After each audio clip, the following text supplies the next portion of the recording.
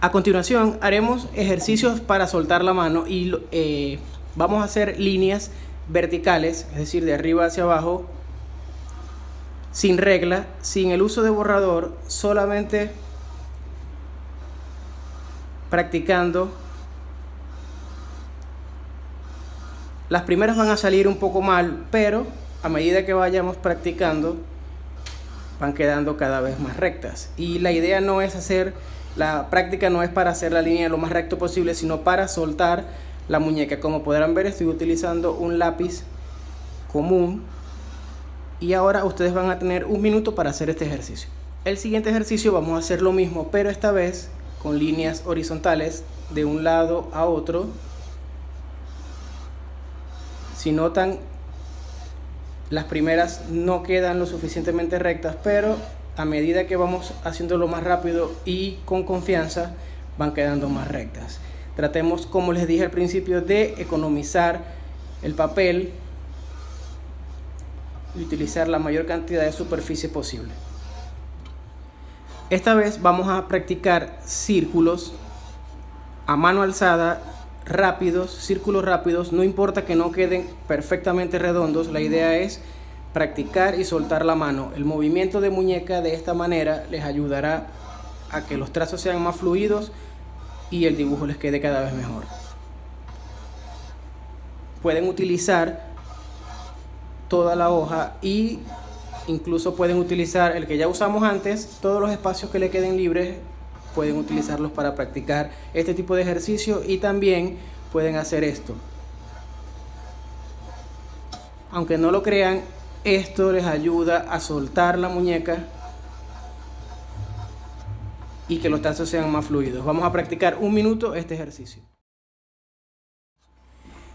En esta oportunidad, y tomando en cuenta que solo poseemos un solo lápiz, vamos a practicar las escalas de grises, un degradado, una degradación del más oscuro al más claro, utilizando solo un lápiz.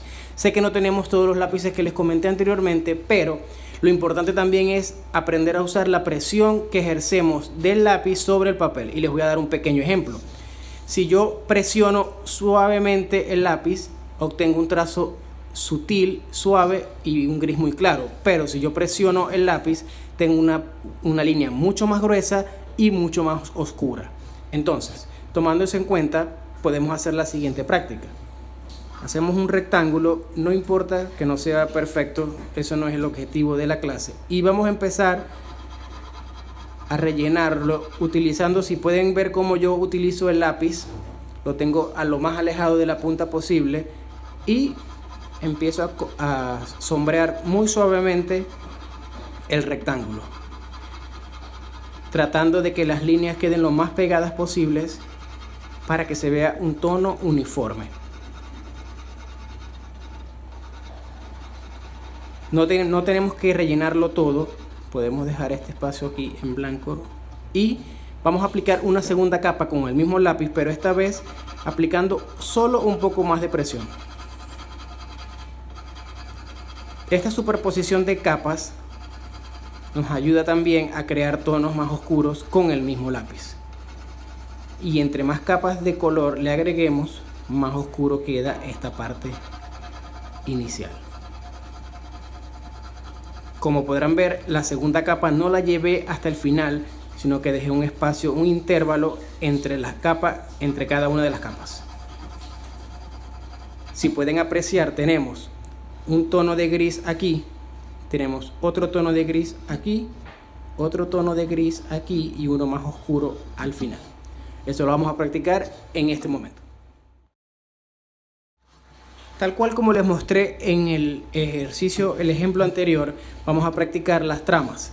Entonces, hacemos lo mismo con un rectángulo y vamos a aplicar diferentes trazos, esta vez en diagonal.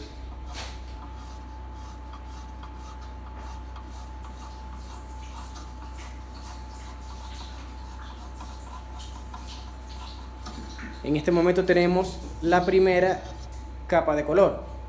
Ahora vamos a agregar otra capa de líneas, pero esta vez en el otro sentido, en el otro diagonal.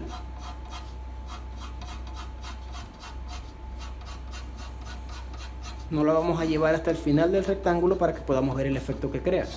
Y aquí tenemos la segunda capa de color. Ahora vamos a hacer una tercera y esta vez con líneas verticales de arriba a abajo. Como podrán ver, he utilizado solamente un lápiz, un tipo de lápiz común, el que todos tenemos en la casa. Y lo vamos a dejar hasta aquí. Y tenemos la tercera capa de color. Ahora vamos a hacer líneas horizontales.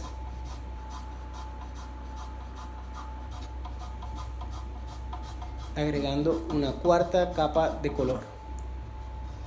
Incluso podemos agregar una quinta con otra capa de color más oscuro acá al principio y tenemos 5 capas de color. Tenemos el mismo resultado, una capa clara, y a medida que vamos agregando capas se va oscureciendo. Haciendo esto de forma más sistemática, más organizada y con un poquito más de tiempo, que es lo que vamos a practicar en este momento, podemos lograr una escala de gris, incluso con estas tramas, mucho más definida y sutil para lograr el efecto que queremos de luz y sombra en cualquier objeto. Vamos a practicarlo a partir de este momento, este ejercicio.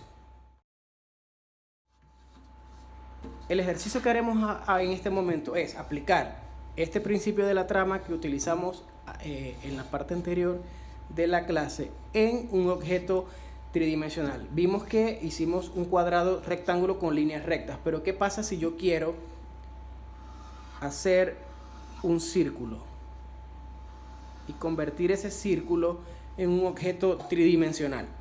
Entonces, yo voy a suponer que esto es una pelota o un balón que está sobre una superficie plana, suponiendo que está sobre una mesa.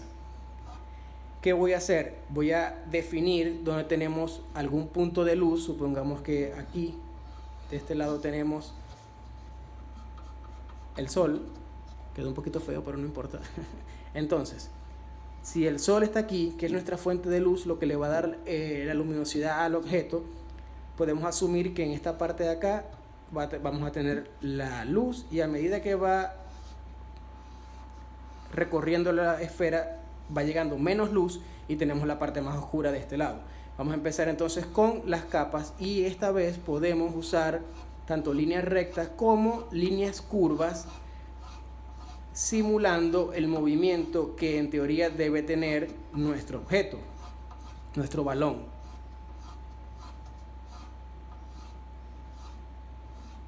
Tómense todo el tiempo que sea necesario, y por eso les comentaba el ejercicio de soltar la mano, para que estas líneas no tienen que ser perfectas, pero a medida que vayan practicando cada vez les van a quedar mucho más adaptadas al objeto, en este caso una esfera. Tenemos entonces la primera capa. Vamos a agregar una segunda capa y usamos líneas curvas también, pero en otro sentido, aplicando el principio de la trama. Como podrán ver, yo no me estoy acercando hasta el borde de la primera capa, porque si no, no estaríamos haciendo nada, estaríamos oscureciendo todo el objeto. Pero si dejamos una capa aquí, sin aplicar, tenemos una capa, y aquí se ven la superposición de las líneas, creando dos capas de lápiz. No importa, como podrán ver por aquí, yo me pasé, en este caso sí podemos utilizar el borrador y borrar el excedente de las líneas. Entonces vamos a aplicar entonces una tercera capa, utilizando líneas en otra dirección diferente y aplicando un poquito más de presión del lápiz sobre el papel. De nuevo vamos a dejar un espacio entre las capas,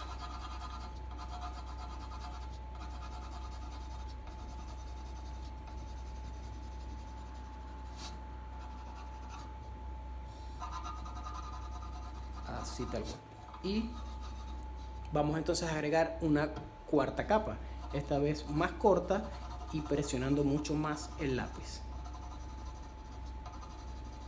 Dependiendo del estilo del dibujo, como les mostré en el ejemplo de la manzana, la trama se ve claramente, o sea, al ojo cualquier persona puede identificar que son líneas superpuestas, y se definen las líneas, se ve que son líneas. No intentamos un dibujo realista en ese momento con la manzana, pero hay una forma, y eso lo podemos ver en las siguientes clases, cómo difuminar esto, incluso cuando usamos solo este lápiz, para que no se vea tan cortante esta transición entre una capa y la otra.